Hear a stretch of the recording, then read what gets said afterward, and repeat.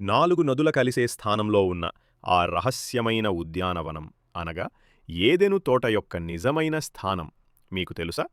దేవుడు సృష్టించిన అందం, జీవం మరియు సామరస్యంతో నిండిన ఒక ఆదర్శవంతమైన తోట గురించి బైబిల్ మాట్లాడుతుంది. శతాబ్దాలుగా పండితులు, వేదాంతులు మరియు సాహసికులు దాని స్థానం కోసం వెతికారు.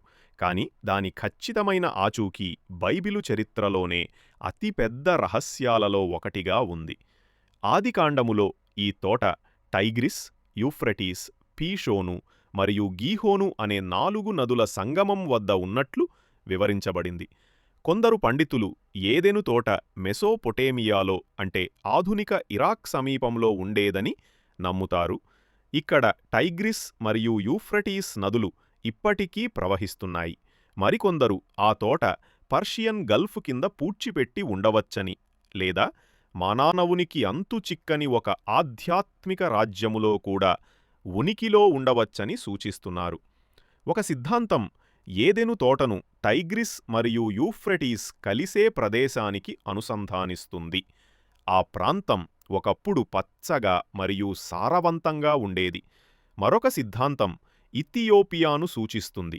ఇది గీహోను నదిని నైలు నదికి అనుసంధానిస్తుంది. అంటే ఆ తోట ఖండాలను విస్తరించి ఉండేదని సూచిస్తుంది. అయినప్పటికీ కొందరు ఏదెను తోట ఎప్పటికీ కనుగొనబడటానికి ఉద్దేశించబడలేదని నమ్ముతారు. దాని నిజమైన ఉద్దేశ్యం ప్రతీకాత్మకం కావచ్చు.